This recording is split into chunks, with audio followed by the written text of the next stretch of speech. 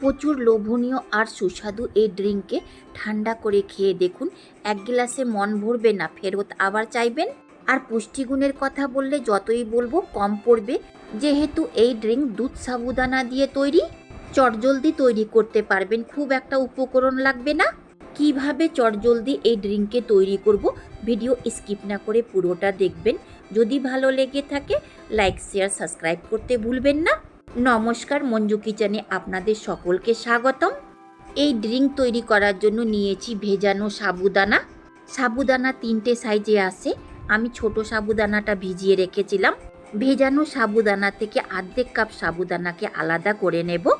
আপনি যে পরিমাণে ড্রিঙ্ক তৈরি করবেন সেই পরিমাণ মতো সাবুদানা নেবেন। আমি এই অর্ধেক কাপ সাবুদানাকে রান্না করে নেব। এর মধ্যে দেব জল। অর্ধেক কাপ সাবুদানাতে 1 কাপ জল।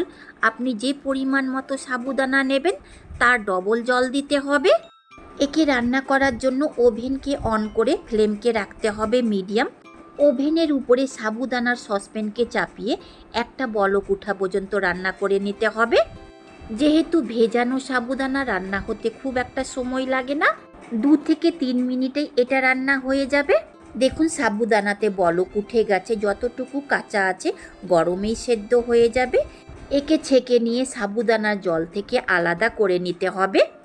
এর মধ্যে একটুকু সাবুদানার জল যেন না থাকে তার জন্য চামচ দিয়ে নড়িয়ে সাবুদানার জলকে বের করে নেব। আর এই জলকে ফেলে দেব না, পরে কাজে লাগাবো। আর এই রান্না করা সাবুদানাকে ঠান্ডা জল দিয়ে ধুয়ে নিতে হবে, যেন এর কুকিং প্রসেসটা বন্ধ হয়ে যায় আর এর মার বেরিয়ে গেলে দলা পাকবে না। সাবুদানা রান্না করা জলটা ফেলে না দিয়ে নেব সসপ্যানে আর অল্প পরিমাণে জলও মেশাবো। এই জলে দেব 2 টেবিল স্পুন চিনি আর হাফ টিস্পুন মতো কেশর ফুড কালার। যদি আপনার কাছে ফুড কালার না থাকে তো অল্প পরিমাণে হলুদ দিতে পারেন। ভালো করে নেড়ে চেড়ে কালারের সাথে জলটাকে মিশিয়ে দিতে হবে। এই জলটাকে জমাবার জন্য দেব half teaspoon agar agar powder. এই পাউডারকে আপনি সুপার শপ বা যে কোনো মুদির দোকানে পেয়ে যাবেন। আপনার কাছে প্রশ্ন হবে এই আগার আগার পাউডার কি? এটা সামুদ্রিক শৈবাল থেকে তৈরি করা এক ধরনের জেলিটিন। স্বাস্থ্য বা ডাইজেস্টের জন্য কোনো রকমেরই ক্ষতিকারক নয় আর যে কোনো জিনিসকে জমতে সাহায্য করে। আর রান্না হতে খুব একটা সময় লাগে না। বলক উঠার পর 1 থেকে 2 মিনিট রান্না করলেই গাঢ় হয়ে যাবে। তারপর ওভেন থেকে নামিয়ে নিয়ে যে কোনো বাটি বা থালাতে জমতে দিতে হবে। এটা ঠান্ডা হলেই জমে যাবে। তো কিছুক্ষণ এইভাবেই রেখে দেব। অন্যদিকে দুধকে বলক উঠা পর্যন্ত রান্না করে নিয়েছি। এর মধ্যে 500 গ্রাম ফুল ক্রিম প্যাকেটের দুধ আছে, আপনি দেশি গরুর দুধও নিতে পারেন। এর মধ্যে দেব 2 টেবিল স্পুন চিনি। আপনি নিজের স্বাদ মতো চিনি ব্যবহার করবেন। দুধের সাথে চিনিকে ভালো করে নেড়ে চেড়ে মিশিয়ে দিতে হবে। দেখুন চিনি দেওয়ার পরও দুধে বলক উঠে গেছে। এর মধ্যে দেব কেটে নেওয়া ড্রাই ফ্রুট। আমি কাজু বাদাম পেস্তা দিয়েছি, আপনি যে কোনো ড্রাই ফ্রুট দিতে পারেন, খেতেও সুস্বাদু লাগবে। চিনি দেওয়ার পর 3 থেকে 4 মিনিট মিডিয়াম ফ্লেমে আরও রান্না করে নিয়েছি। এর মধ্যে দেব রান্না করা সাবুদানা।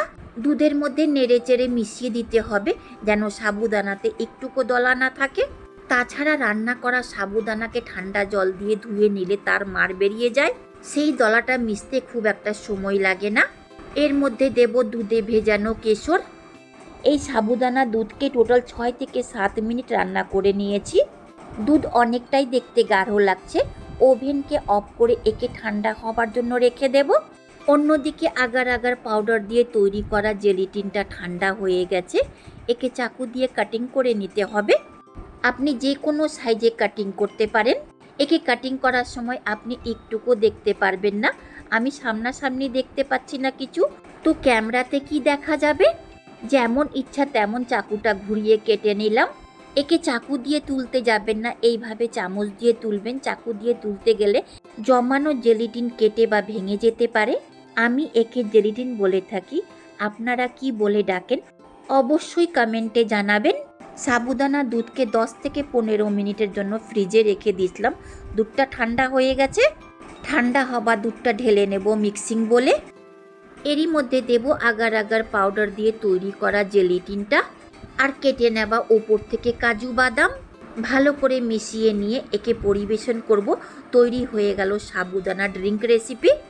আপনি এর মধ্যে আরেকটা জিনিস দিতে পারেন, সেটা হলো আইস কিউব।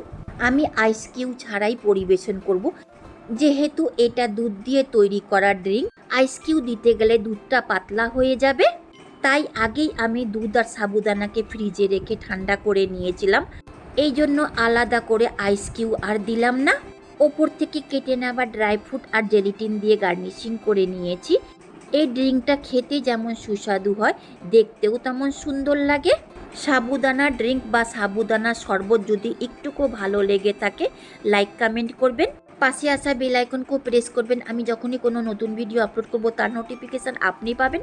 শেষ পর্যন্ত দেখার জন্য অনেক ধন্যবাদ।